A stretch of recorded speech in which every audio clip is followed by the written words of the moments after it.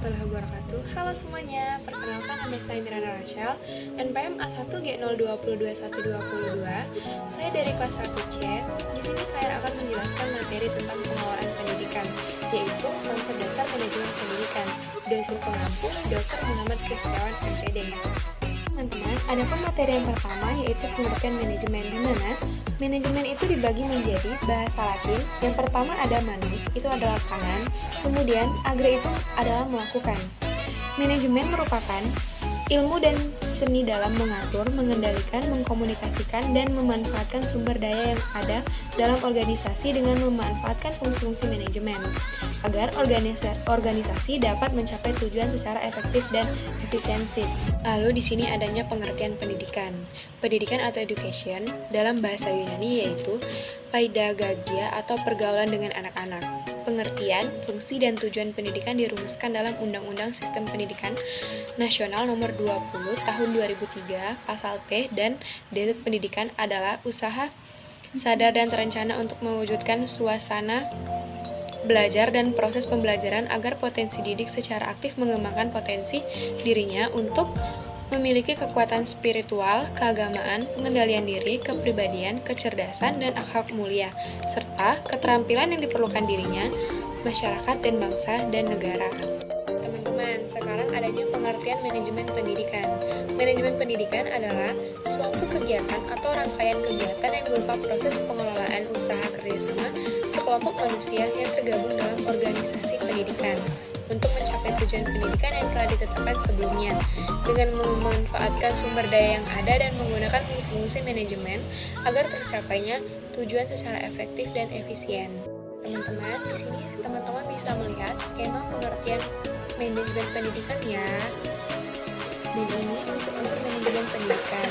Manajemen pendidikan itu dibagi atas beberapa hal. Yang pertama, man itu manusia, material itu barang, machine itu mesin, money itu uang, method itu metode, market itu pasar, dan minute itu adalah waktu.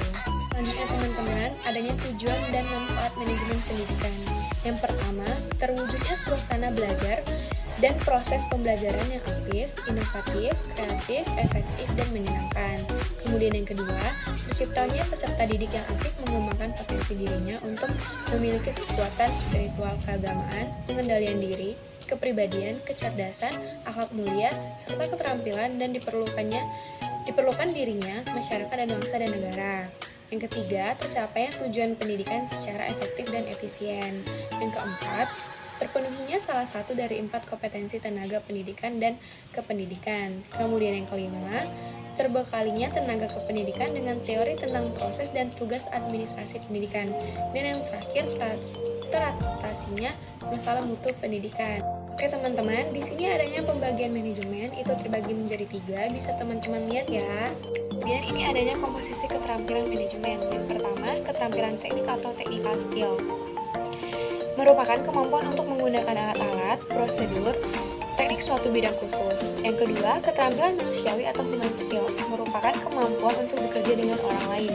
Kemudian yang ketiga, keterampilan konseptual atau conceptual skill merupakan kemampuan mental untuk mengkoordinasi dan memadukan semua kepentingan.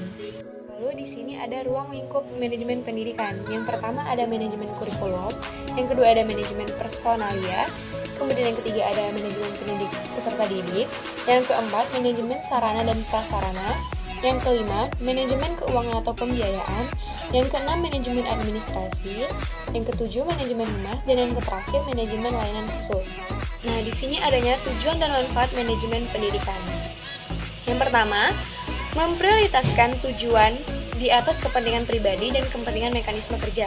Yang kedua, memberikan tanggung jawab pada personil sekolah hendaknya sesuai dengan sifat-sifat dan kemampuannya. Yang ketiga, mengkoordinasikan wewenang dan tanggung jawab. Yang keempat, mengenal secara baik faktor-faktor psikologis manusia. Yang kelima, terbekalinya tenaga kependidikan dengan teori tentang proses dan tugas administrasi pendidikan. Lalu yang terakhir, relativitas nilai-nilai. Teman-teman, itulah video dari saya. Terima kasih. Wassalamualaikum warahmatullahi wabarakatuh. Bye.